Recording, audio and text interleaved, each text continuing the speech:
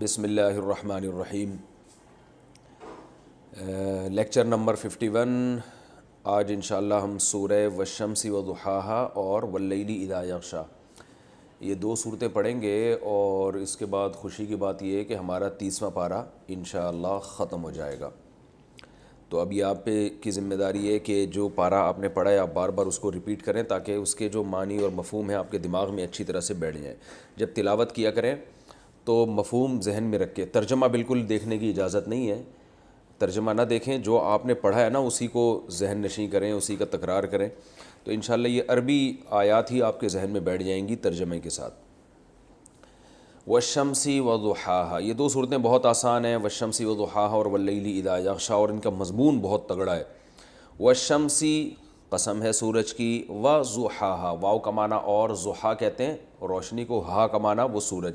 سورج کا لفظ عربی میں چونکہ مؤنث ہے تو ہو کے بجائے ہا کا لفظ استعمال ہوا۔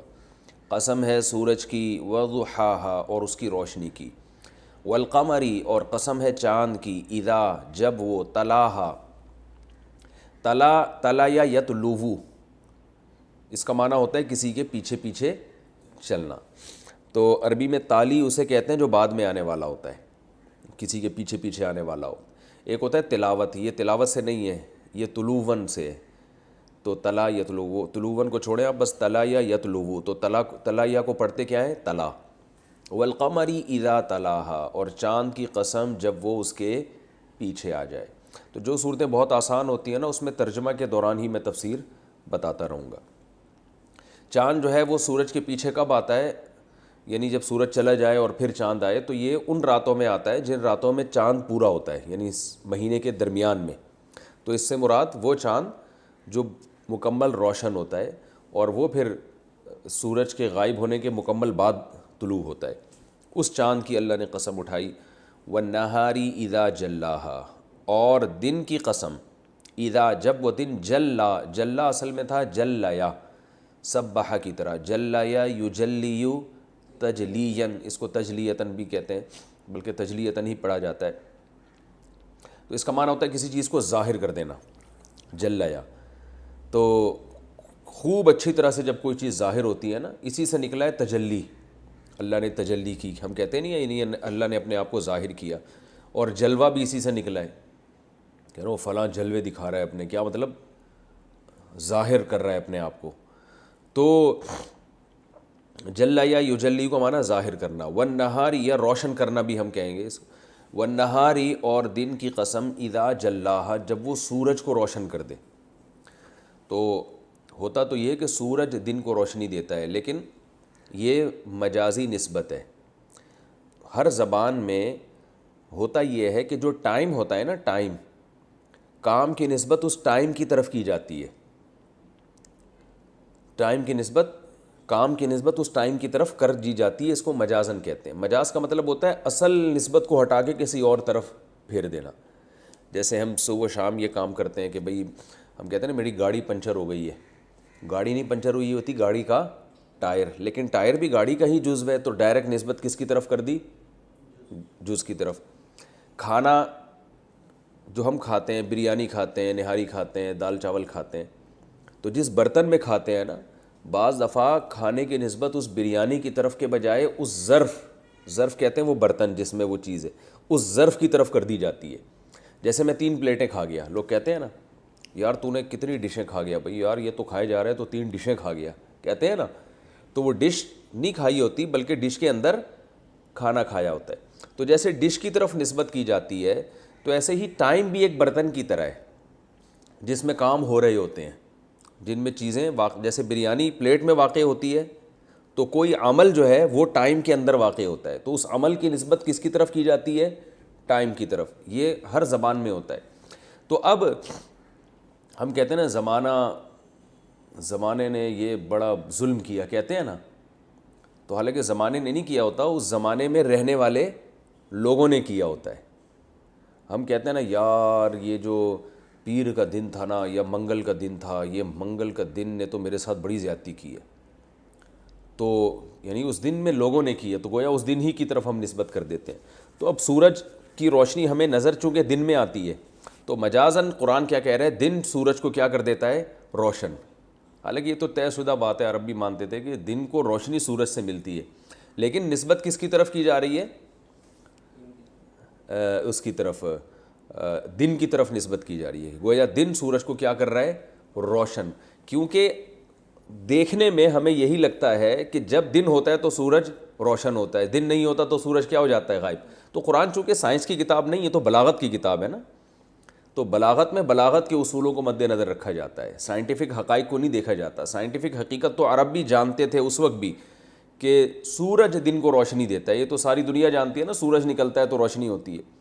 تو اسی سے بہت سارے اور بھی مسائل کا حل ہو جاتا ہے قرآن میں، جو بظاہر سائنس کے خلاف ہیں، حقیقت میں وہ سائنس کے خلاف باتیں نہیں ہیں قرآن کی، وہ مجازاً نسبت کی جاتی ہے کسی چیز کی طرف.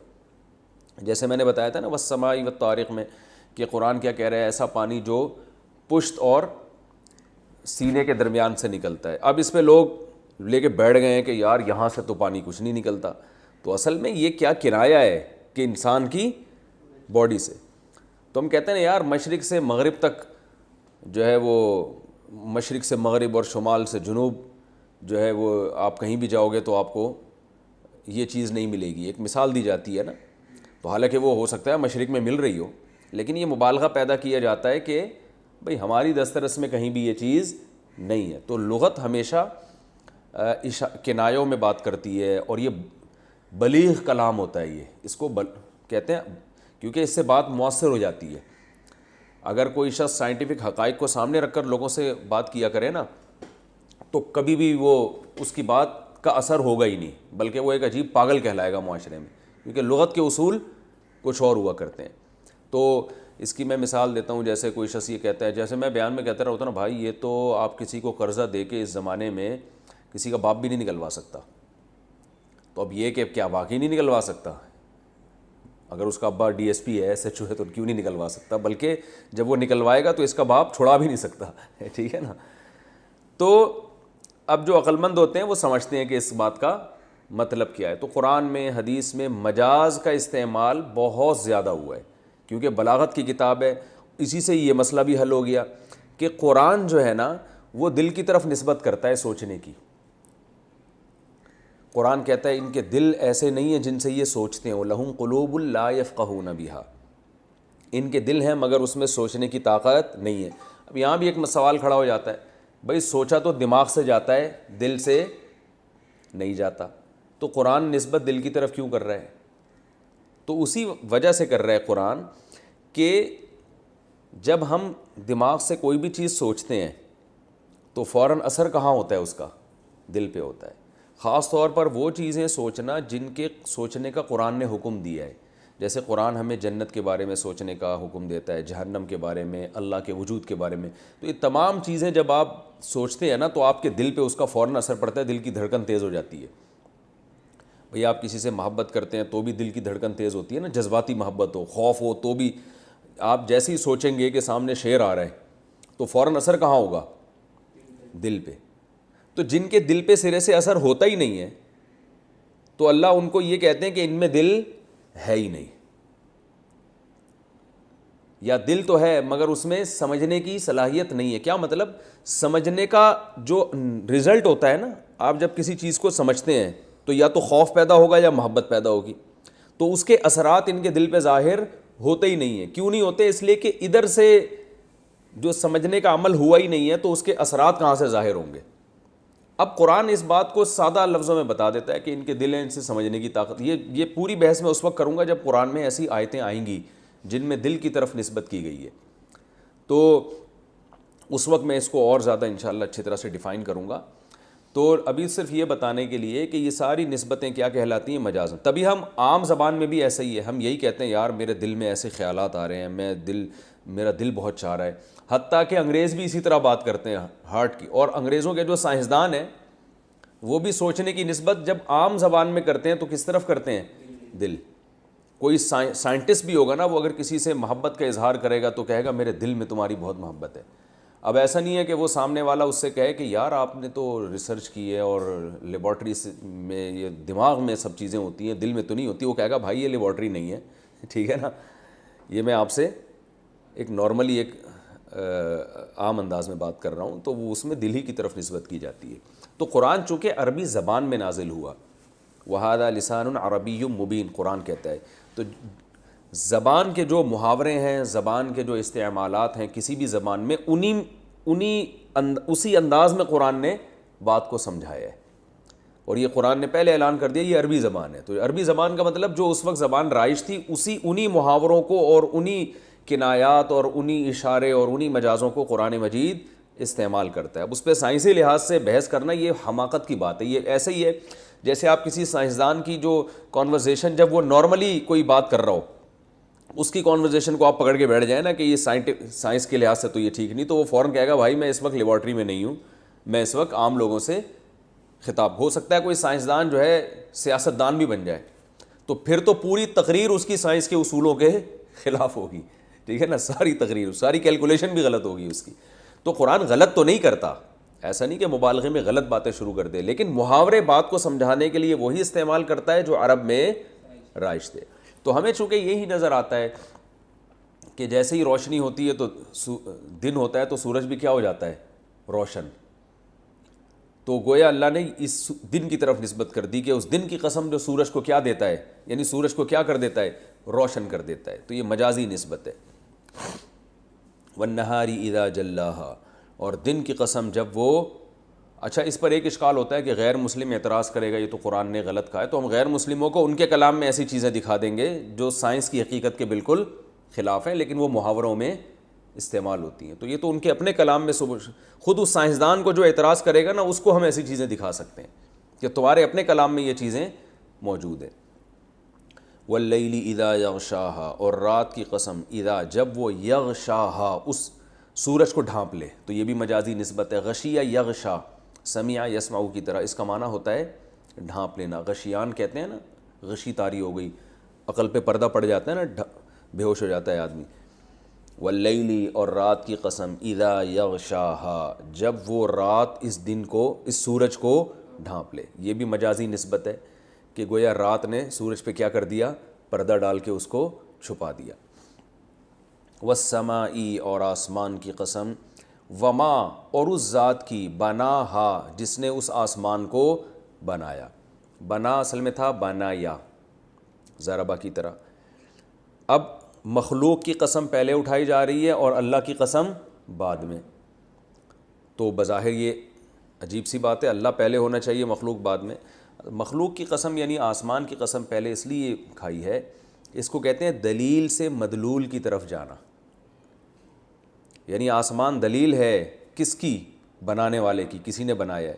تو پہلے دلیل کا ذکر کیا تاکہ اس دلیل سے خود تمہارے ذہن میں اللہ کا تصور آئے گا. پھر اس دلیل، جس چیز پر دلیل بن رہی ہے اس کا تذکرہ کیا. وہ کون ہے؟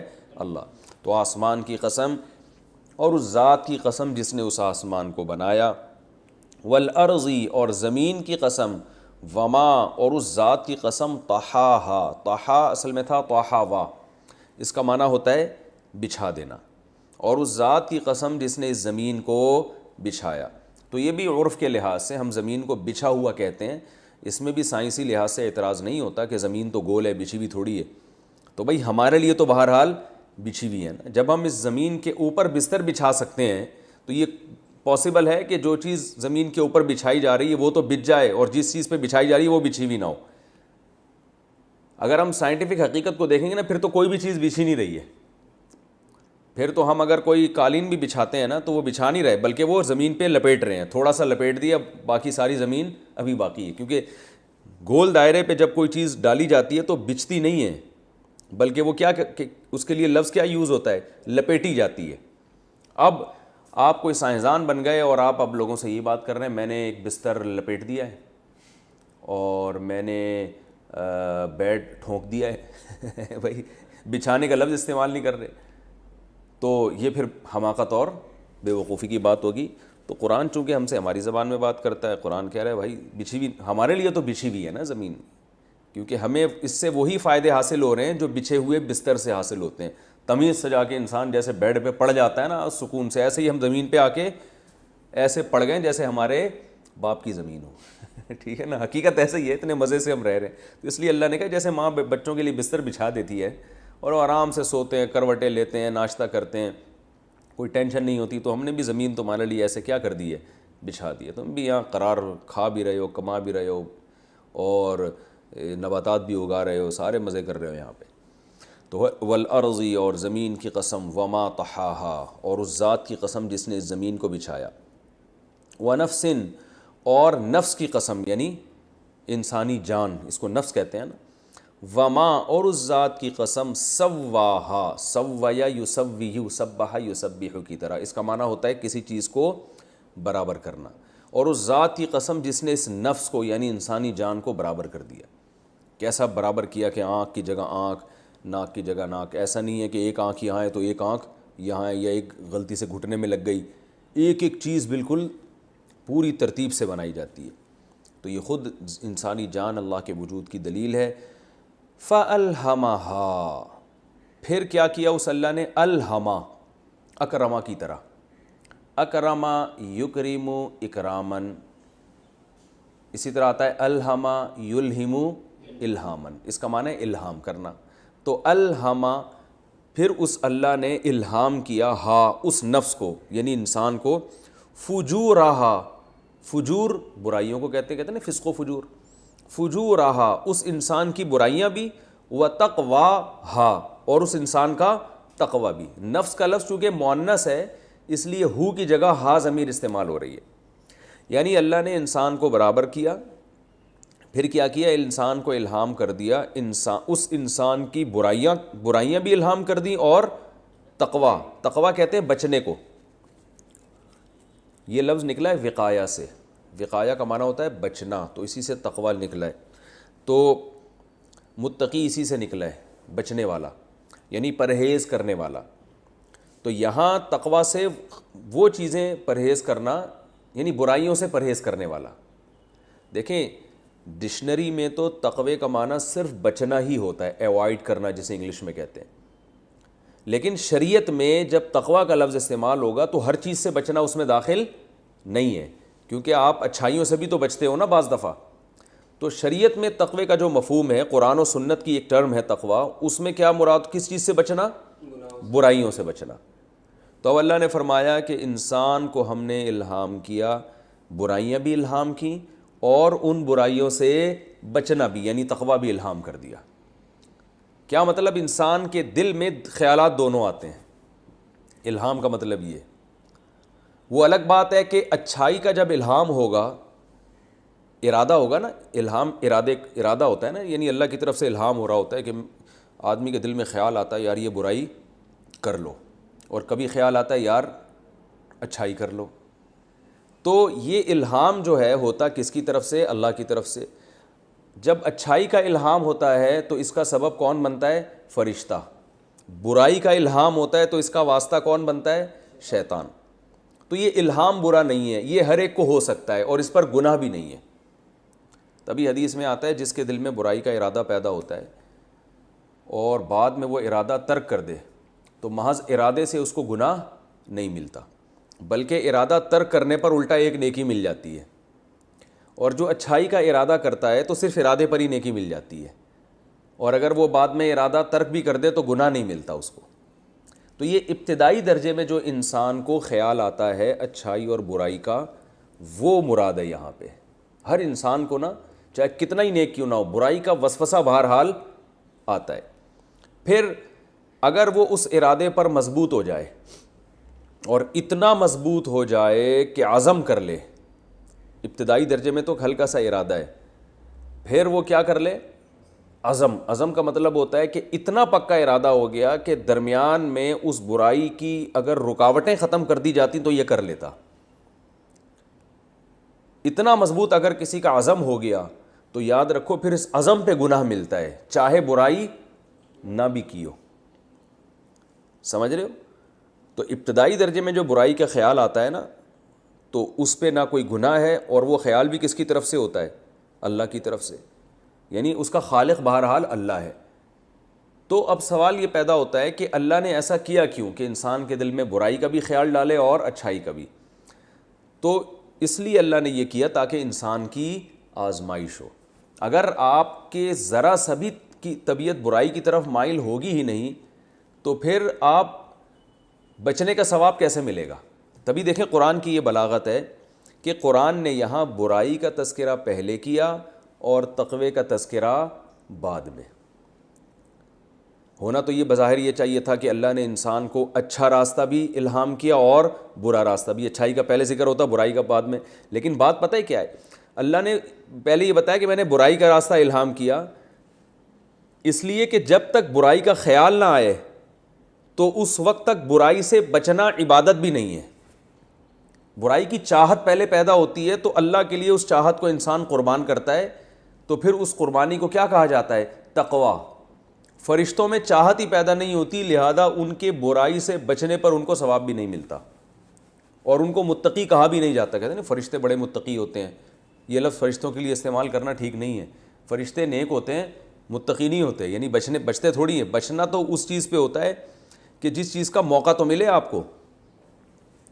تو اللہ تعالیٰ فرماتے ہیں کہ ہم انسان کے دل میں برائی کے خیالات بھی آتے ہیں، یعنی ہم خالق ہیں اس خیال کے بھی ہم پیدا کرنے والے. تو پھر وہ کیا کرتا ہے؟ اس برائی سے بچ جاتا ہے. اسی بچنے کا نام کیا ہے؟ تقویٰ. لہذا یہ جو لوگ کہتے ہیں نا ہمارا دل چاہتا ہے یہ بھی کر لیں یہ بھی کر لیں، تو بھائی یہ دل تو چاہے گا تاکہ آپ اس دل کی خواہش کے خلاف. دیکھیں ہم روزہ جب رکھتے ہیں تو ہمیں ثواب کیوں ملتا ہے؟ اس لیے کہ ہمارا دل چاہتا ہے کھانا کھانے کا، دل چاہتا ہے پانی پینے کا، دل چاہتا ہے. دیکھو عجیب سا ہو جاتا ہے نا انسان روزے میں، تو دل چاہتا ہے پھر بھی ہم اس پر عمل نہیں کرتے. تو برائی کا دل چاہتا ہے، برائی کیا ہے کہ کھا لیں روزے میں، اور تقویٰ کیا ہے؟ نہ کھائیں. تو یہ دونوں خیالات اللہ ہی کی طرف سے ہوتے ہیں، اور یہ دونوں خیال بذات خود برے نہیں ہیں. پھر شیطان کیا کرتا ہے؟ برائی اس میں جو ہے نا اس برائی کو مزین کر دیتا ہے. یعنی مزین کا مطلب یہ ہے کہ اس پہ اچھائی کے لیبل لگا کے آپ کے سامنے پیش کرتا ہے، اور آپ پھر اس کو حلال کر کے کھا جاتے ہو جیسے لوگ کر رہے ہیں. تو وہ پھر میں شیطان کا جب ٹاپک آئے گا انشاءاللہ اس وقت اس کو تفصیل سے بتاؤں گا. تو اسی طرح جو لوگ کہتے ہیں نا، میں نے اس پر ایک واقعہ بھی سناتا ہوں کہ ایک آدمی تھا، وہ بیچارہ دیہاتی تھا، اور کسی دیہاتی مولانا صاحب کے پاس چلا گیا. وہ نیم مفتی خطرہ ایمان تھے، ان کے پاس علم تھا نہیں. تو اس سے کہنے لگا کہ یار مفتی صاحب یہ بتاؤ کہ یہ جو ہے نا تقویٰ کسے کہتے ہیں، متقی کسے کہتے ہیں؟ تو انہوں نے کہا متقی اس کو بولتے ہیں کہ بس اس کے سامنے جتنی بھی حسین لیلائیں گزر جائیں اس کا نظر اٹھانے کا دل ہی نہیں کرتا، اتنا نیک ہونا چاہیے. تو اس نے کہا اس کو تو ہمارے زمانے میں مخنث بولتے ہیں، ہمارے علاقے میں ہجڑا بولتے ہیں. تو یہ متقی کی ڈیفینیشن نہیں ہے. تو متقی کی ڈیفینیشن یہ ہے کہ برائی کا دل کر رہا ہو اس کے باوجود وہ نہ کرے. ہاں وہ ایک الگ بات ہے کہ جب برائی سے بار بار بچتا ہے تو انسان میں ایک ایسا ملکہ اللہ پیدا کر دیتے ہیں کہ پھر ایک اسٹیج ایسی آتی ہے کہ پھر اس کے برائی سے اس کو طبعی نفرت پیدا ہو جاتی ہے. وہ ایک ہے، لیکن اول یعنی اسٹیج میں جو ہے نا بہرحال یہ سب کے ساتھ ہوتا ہے کہ اس کی برائی کی طرف بھی طبیعت مائل ہوگی. اور برائی سے وہ برائی یہاں یعنی مراد ہے کہ جو انسان کی نیچر کا حصہ ہو. جیسے کھانا پینا تو نیچر ہے نا، تو روزے میں کھانے پینے کا دل بہرحال چاہے گا. تو یہ چوری چکاری نہیں اس میں داخل، تو کیونکہ چوری چکاری تو وہ تو نیچر کا حصہ نہیں ہے نا انسان کی. لیکن بہرحال اس سے بچنا بھی کیا ہے؟ وہ بھی تقویٰ کہلاتا ہے. تو اللہ نے فرمایا فَأَلْهَمَهَا فُجُورَهَا، پھر اس اللہ نے انسان کو برائی بھی الہام کی اور اس برائی سے بچنا بھی الہام کیا. قَدْ أَفْلَحَ مَنْ زَكَّاهَا، اتنی قسمیں اللہ نے اٹھائی ہیں. سورج کی قسم اٹھائی، چاند کی قسم اٹھائی، دن اور رات کی قسم اٹھائی، آسمان کی قسم اٹھائی، زمین کی قسم اٹھائی، اور انسانی جان کی قسم اٹھائی. ان ساری قسمیں اٹھا کے اللہ فرماتے ہیں تحقیق افلح یفلح افلاحا، اکرم یکرم کی طرح، اس کا معنی تو بہت بڑی کامیابی.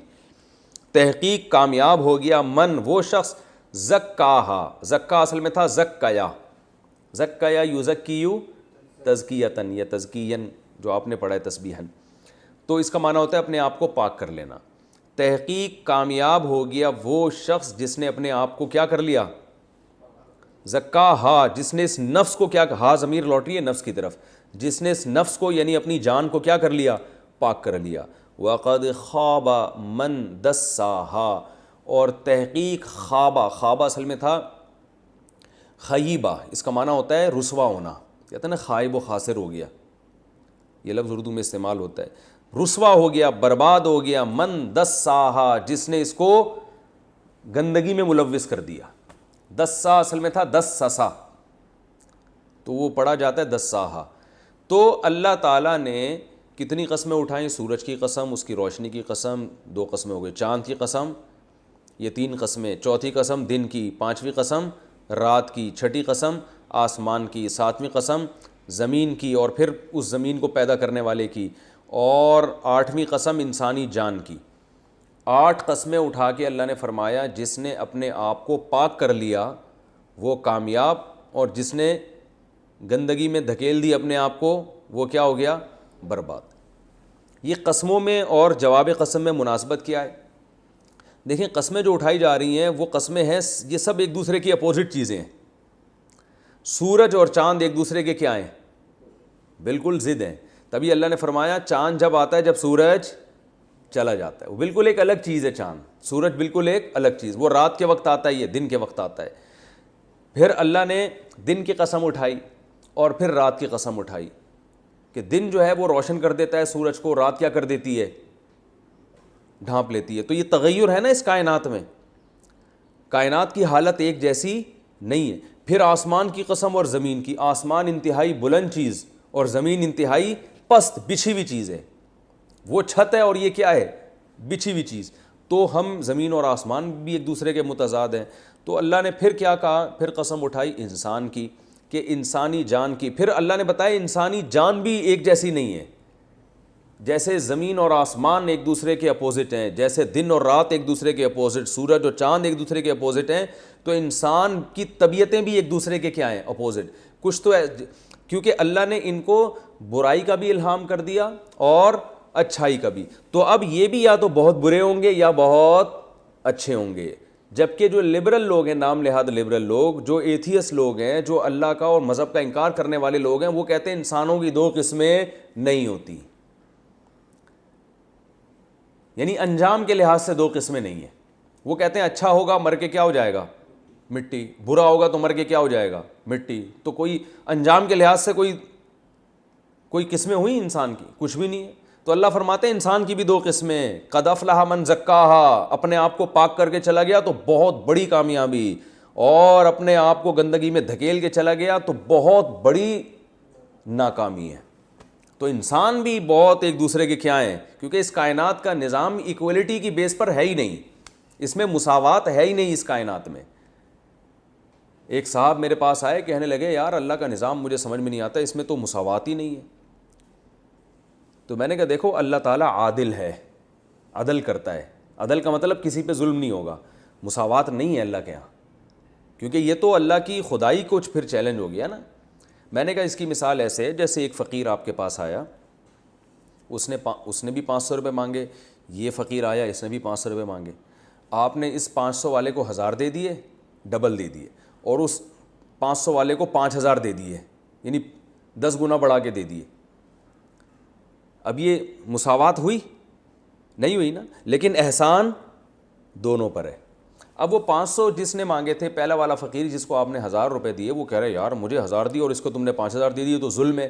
تو آپ کہیں گے ظلم کیسے ہے بھائی، تم نے 500 مانگے تھے، میں نے 500 کے بجائے کتنے دے دیے؟ 1000۔ تم پر بھی احسان کیا اور اس پر بھی، تم پر اس کی نسبت کم احسان کیا مگر پھر بھی ڈبل کیا ہے، تو اب تمہیں اعتراض کا حق نہیں ہے۔ اور اگر آپ مجھے مجبور کر رہے ہو کہ جتنے مجھے دیے اتنے ہی اس کو دو، اس کا مطلب میں خدا نہیں ہوں، مجھے پھر تصرفات کے اختیارات ہیں ہی نہیں، پھر تو میں آپ سے پوچھ کے چلوں گا، تو میرا دل چاہے تو میں کسی کو زیادہ دے دوں، لیکن ظلم کسی پہ نہیں کروں گا۔ تو اسی طرح اللہ تعالیٰ نے اس دنیا کا جو نظام بنایا ہے وہ عدل پر مبنی بنایا ہے، یعنی اللہ کسی پہ ظلم نہیں کرے گا، مساوات پہ نہیں بنایا۔ اللہ نے پیغمبروں کو عام لوگوں سے زیادہ مقام دیا، مرد کو عورت پہ فضیلت دے دی، پھر اللہ تعالیٰ نے نبی صلی اللہ علیہ وسلم کو تمام پیغمبروں سے افضل بنایا۔ تو یہ اللہ تعالیٰ کا احسان ہے جس پر چاہے ذالک فضل اللہ یؤتیہ من یشاء، لیکن ظلم نہیں ہے اللہ کا کسی کے ساتھ، کہ کسی نے عمل کیا ہو اچھا اس کو تو اللہ اجر دے ہی نہیں، اور دوسرے نے کیا تو اس کو کئی گنا زیادہ بڑھا کے دے دے، ایسا نہیں ہے۔ یہ ہو سکتا ہے آپ کو آپ کی نیکی کا اجر ملا پورا اور اس کو کئی گنا بڑھا کر مل گیا، یہ اللہ کر سکتا ہے کیونکہ وہ بادشاہ ہے، وہ لا یسأل عما یفعل، وہ کچھ کرے تو اس سے کوئی پوچھ نہیں سکتا۔ تو یہ اللہ کی بادشاہی۔ تو اللہ نے بھی بتایا کہ ہم نے اس کائنات کے نظام میں نا بہت ایکولیٹی نہیں ہے اس کائنات کے نظام میں، تو انسانوں میں ایکولیٹی کیسے ہو سکتی ہے کہ مرنے کے بعد سب کیا ہو گئے؟ مٹی ہو کے ختم. انسان تو مقصود کائنات ہے, اس کو تو وہ تو زیادہ فوکس کیا جائے گا. تو اللہ تعالیٰ فرماتے ہیں کہ قد افلح من زکاہا, جس نے اپنا تزکیہ کر لیا یعنی تقوی والی راستہ اختیار کر لیا, اس کو اللہ نے تزکیہ سے تعبیر کیا ہے. یہ بھی قرآن کی بلاغت ہے. تزکیہ سے تعبیر اس لیے کیا ہے کہ اسلام تزکیہ ہی کی دوسرا نام ہے. تزکیہ کا مطلب ہوتا ہے اپنے آپ کو پاک کر لینا. تو پاک کرنے کا کیا مطلب؟ مادی اعتبار سے بھی اور روحانی اعتبار سے.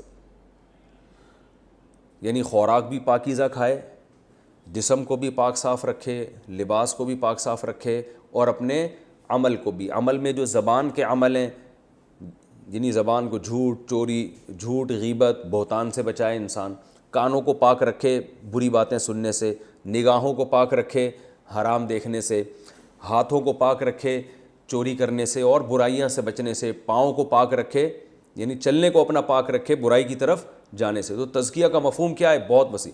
پھر جو باطنی بیماریاں ہیں, دل کو پاک رکھے حسد سے, بغض سے, کینہ سے, ٹھیک ہے نا, دنیا کی محبت سے. یہ تمام چیزیں کر لے گا تو اللہ فرماتے ہیں جس نے اپنے آج غیر مسلم ایک قسم کی پاکی کو بس جانتے ہیں. وہ کیا ہے کہ اپنے محلے کو صاف رکھو اور جراثیم اسپرے کرتے رہا کرو تاکہ جراثیم سے محلہ کیا رہے؟ پاک رہے. اور ہاتھوں میں سینیٹائزر کا استعمال کریں تاکہ کرونا وائرس سے آپ کے ہاتھ کیا رہیں؟ پاک رہیں. عمل کی پاکی, خوراک کی پاکی کی طرف ان کی توجہ نہیں ہے. وہ کتا کھائیں گے, اسے بوائل کر کے کھا لیں گے کہ اس میں جراثیم مر جائیں. یہ نہیں دیکھ رہے کہ کھا کیا رہے ہیں, کتا کھا رہے ہیں. تو ایک تم چیز ہی گندی کھا رہے ہو تو جتنا مرضی ڈیٹول سے دھو لو اس کو.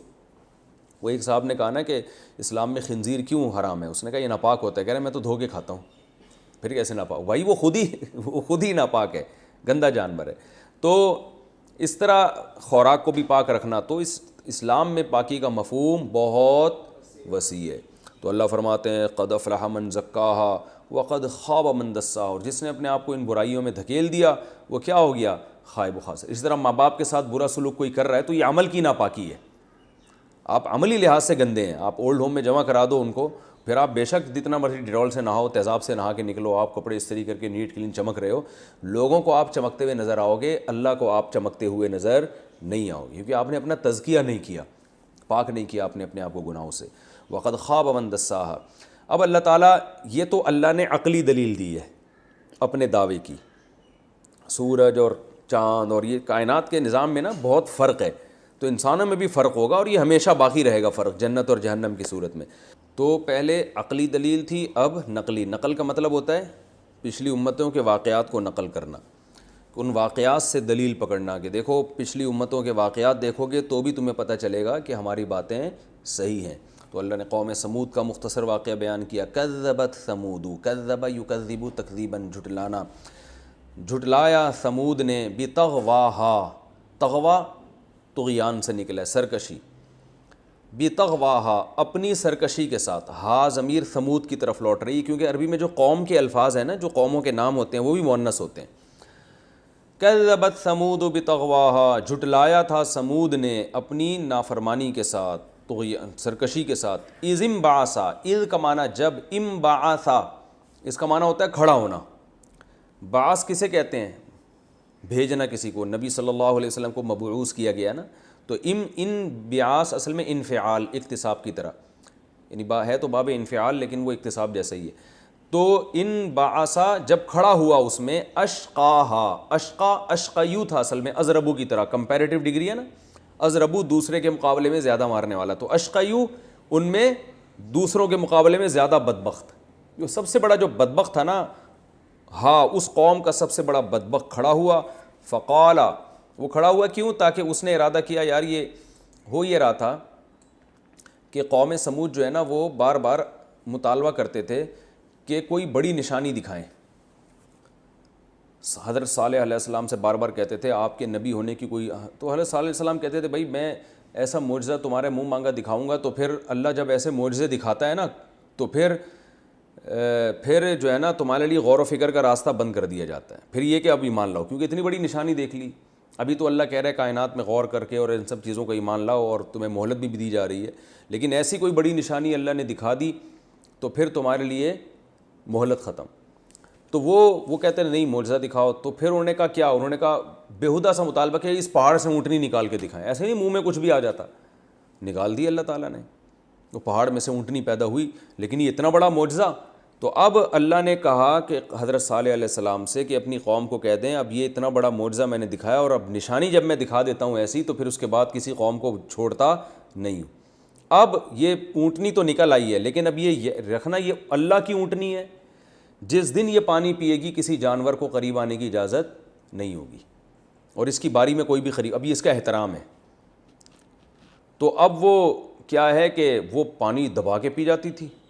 یہ لوگ اپنے جانوروں کو روکتے تھے, تو پھر ان کو ٹینشن ہونا شروع ہوئی کہ بھئی ہمیں جانوروں کو پانی پلانے میں تکلیف ہو رہی ہے, اس اونٹنی کے عزت مآب اونٹنی ان کے لیے اللہ نے بنا دیا اس کو. تو وہ اب کیا ہوا کہ اب وہ اونٹنی کو قتل کرنے سے بھی ڈرتے تھے. ڈرتے یہ تھے کہ بھائی واقعی کہیں عذاب نہ آ جائے, کیونکہ ان کو بہرحال دل میں تھا نا کہ صالح علیہ السلام, اور پھر یہ بھی ڈر تھا کہ کوئی دشمنی نہ ہو جائے. تو پھر جو قبیلہ قتل کرے گا تو وہ ڈرتا تھا کہ سارے قبیلے ہمیں ملامت کریں گے, ہم پہ چڑھائی نہ کر دیں. تو پھر کیا ہوا, قرآن مجید میں دوسرے مقام پر آتا ہے وَكَانَ فِي الْمَدِينَةِ 9 رَهْطٍ يُفْسِدُونَ فِي الْأَرْضِ. 9 لوگ ایسے تھے جو زیادہ بدماش تھے, محلے کے ہوتے ہیں نا کچھ بڑے بدماش. انہوں نے مل کے پلان بنایا کہ بھائی ہر قبیلے سے ایک آدمی لیا جائے, اس کو سمجھایا جائے, اور سب مل کے اونٹنی کی ٹانگیں جب کاٹیں گے تو پھر کسی قبیلے پر بھی کیس نہیں بنے گا. تو یہ مہم چلانے والا یہ بدبخت تھا, جو سب سے بڑا بدبخت جس کو اللہ نے کہا ہے, اس نے یہ مہم چلائی, اور اس طرح کچھ لوگوں نے مل کے اس اونٹنی کی ٹانگیں کاٹ ڈالی. تو پھر اللہ نے اس قوم کو, قوم صالح کو تباہ کیا, جو ہم انشاءاللہ صالح علیہ السلام کے واقعے میں تفصیل سے پڑھیں گے. اذ انبعث اشقاها فقال لهم رسول اللہ, تو ان سے کہا اللہ کے رسول نے, کیا کہا؟ ناقۃ اللہ وسقیاها, ناقۃ اللہ اللہ کی اونٹنی, وسقیا, سقیا کہتے ہیں پانی پلانے کو, نماز استسقاء ہے نا, سقیاها, اور اس اونٹنی کا پانی پلانا. یعنی کیا مطلب؟ اللہ کی اونٹنی اور اس کا پانی پلانا, اس سے بچ کے رہو. یہ لفظ محذوف ہے یہاں پہ. جیسے ہم بھی کسی کو کہتے ہیں نا بھائی اس کا ذرا خیال کرنا, تو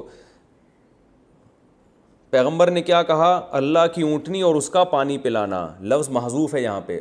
بہت سے الفاظ کلام میں محذوف ہوتے ہیں نا, کیونکہ وہ سب کو پتہ ہوتا ہے کہ یہ لفظ کے بغیر جملہ مکمل ہوتا ہی نہیں ہے, وہ ہم بھی حذف کر دیتے ہیں. تو ناقۃ اللہ وسقیاہا یعنی اتقوا ناقۃ اللہ, اللہ کی اونٹنی سے ڈرو اور اس کے پانی پلانے سے, یعنی اس کے پانی کا خیال رکھو. فکذبوہ, کذبوا سبحوا کی طرح, پس ان لوگوں نے ان پیغمبر کو جھٹلایا.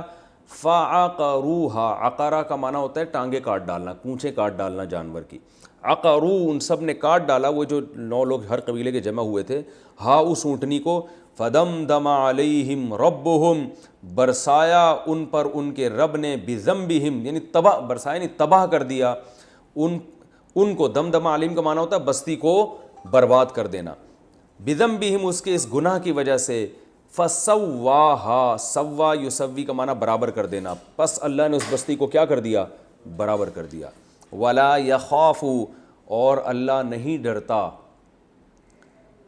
یخاف خوف سے نکلا ہے, یخوفو یسمعو کی طرح. ولا یخاف, اور اللہ نہیں ڈرتا. عقباہا, اس کے انجام سے. عقبہ انجام کو کہتے ہیں نا, عقبہ میں یہ ملے گا یعنی آخرت میں یہ ملے گا. تو ولا یخاف عقباہا, اور اللہ اس کے انجام سے نہیں ڈرتا. کیا مطلب؟ جب اللہ کسی بستی کو اور طاقتور لوگوں کو تباہ کرنے کا ارادہ کرتا ہے تو اللہ پھر انجام سے نہیں ڈرتا. جیسے کوئی بادشاہ ہوتا ہے نا, جو جب بھی کچھ کرنے لگتا ہے, یا کوئی حکومت یا کوئی بھی فورسز, تو ظاہر ہے وہ انجام بھی سوچتے ہیں نا سب لوگ. تو لہذا ان کے انتقام لینے میں اس بات کو مد نظر رکھا جاتا ہے کہ اتنا انتقام لو کہ افورڈ کر سکو. تو اللہ فرماتے ہیں مجھے انتقام لینے میں اس بات کا ڈر نہیں ہے, میں انجام کو ڈرتا نہیں ہوں انجام سے. لہذا پھر میرا انتقام بہت خطرناک انتقام ہوتا ہے, جیسے اللہ نے قوم سمود سے لیا. تو یہ صورت بہت اہم تھی. میرا خیال تھا آج 2 صورتیں ہو جائیں گی, لیکن ایک ہی صورت ہوئی ہے. ہم اس سے جو تھوڑا سا خلاصہ پڑھ لیتے ہیں. اللہ نے اتنی قسمیں اٹھائیں اور انسان کے بارے میں بتایا کہ گناہ کے خیال بھی آئیں گے اور نیکی کے بھی. تو لہذا گناہ کے اگر خیالات آتے ہیں نا, برائی کا دل کرتا ہے, تو اس سے پریشان نہیں ہونا چاہیے, بلکہ یہ سوچنا چاہیے کہ ہم جب خیال کے باوجود بچیں گے تو اس سے انشاءاللہ اجر ملے گا. تو دل چاہے اور پھر انسان اپنے آپ کو روکے. تو یہ آتے رہیں گے. البتہ اپنے آپ کو آزمائش میں ڈالنا جائز نہیں ہے کہ آپ ایسی جگہوں پہ جائیں کہ جہاں گناہ کا دل چاہے, پھر آپ کہیں میں جو ہے نا سینما گھر کے باہر کھڑا ہوں گا, پھر میں وہ تصویریں دیکھوں گا تاکہ فلم دیکھنے کا میرا دل چاہے, جب بہت زیادہ چاہے گا دل تو میں واپس آ جاؤں گا تاکہ اللہ کے لیے قربانی دینے میں مزہ آئے. تو یہ حرام ہے, ناجائز ہے, کیونکہ اپنے آپ کو آزمائش میں ڈالنا یہ عمل بذات خود گناہ ہے. جن لوگوں کو فلمیں ڈراموں کی عادت پڑ جاتی ہے نا, ہم ان کو یہی کہتے ہیں بھائی اگر آپ کو سینما گھر میں فلم کی عادت پڑی ہے تو اس گلی سے ہی نہ گزریں, جائیں نہیں وہاں پہ بہت عرصے تک تاکہ بھول بھلیاں ہو جائے وہ. تو اپنے آپ کو گناہ میں خود ڈالنا درست نہیں ہے, بلکہ اپنے آپ کو گناہ سے بچانا اور گناہ کے اسباب سے بچانا بھی فرض ہے. تو پھر اگر پھر بھی خیال آتا ہے, جیسے کہ پھر بھی انسان کو آ سکتا ہے خیال, بعض دفعہ جھوٹ بول کے بڑے پیسے مل رہے ہوتے ہیں تو دل چاہ رہا ہوتا ہے جھوٹ بول دو, لیکن اللہ کے لیے انسان کیا کرے, قربانی دے. تو یہ سارا دین کا مدار ہمارا قربانی پر ہے. اور دوسری بات ہمیں یہ بھی پتہ چلتی ہے کہ بعض دفعہ کچھ لوگ ہوتے ہیں جو پوری قوم کو مروا دیتے ہیں. جیسے قوم سمود میں چند لوگ تھے, باقی قوم اگرچہ کافر تھی مگر وہ ڈر رہے تھے کہ بھائی یہ اونٹنی کو کچھ کیا تو کوئی سچی مچی میں عذاب ہی نہ آ جائے, کیونکہ اپنی آنکھوں سے نکلتی ہوئی دیکھی انہوں نے اونٹنی. لیکن جو بڑے بدبخت لوگ تھے انہوں نے پلان بنا کے اونٹنی کو مار دیا, اور سزا کس کو ملی, پوری قوم کو ملی. آپ کہہ سکتے ہیں پوری قوم نے تو نہیں مارا تھا, تو مارا تو نہیں تھا لیکن ایمان بھی تو نہیں لائی نا, وہ تو ویسے ہی بھی سزا کے لائق تھے, لیکن اللہ نے سزا اس وقت دی جب چند لوگوں نے اٹھ کے اس کو کاٹ ڈالا. اور دوسری بات یہ کہ ان لوگوں کا یہ بہرحال قصور تھا نا کہ اس قوم میں ایسے لوگوں کو ٹھکانے کیوں نہیں لگایا, انہوں نے ایسے لوگوں کو کی گرفت کیوں نہیں کی جو یہ کام کر سکتے تھے. اگر اس قوم میں اللہ کا خوف ہوتا, وہ ڈرتے کہ یار اس اونٹنی کو بچاؤ, تو پہلے سے کوئی ایسی پلاننگ کر کے رکھتے کہ بھائی ہم میں کوئی شرارتی آدمی یہ کام نہ کر لے, ایسا نہ ہو لینے کے دینے پڑ جائیں. تو انہوں نے بھی آرام سے بیٹھے ہوئے سو رہے تھے, تو اس لیے کچھ شرارتی لوگ اٹھے, تو اس شرارتی کی وجہ سے پوری قوم. تو ہمیں بھی اپنے آس پاس ایسے شرارتیوں پہ نظر رکھنی چاہیے کہ چند لوگ حماقت کرتے ہیں, سزا پوری قوم کو ملتی ہے. تو یہ بھی اس سے ہمیں یہ بھی سبق ملتا ہے. اور ایک اہم سبق یہ ملتا ہے کہ ہم بڑی نشانی کے انتظار میں نہ رہیں کہ کوئی بہت بڑی نشانی نظر آئے گی. تو جتنی بڑی نشانیاں نظر آتی ہیں نا, تو پھر اللہ کی طرف سے آزمائش بھی اتنی سخت ہو جاتی ہے. اللہ تعالیٰ سمجھنے کی عمل کی توفیق عطا فرمائے. وما علینا الا البلاغ.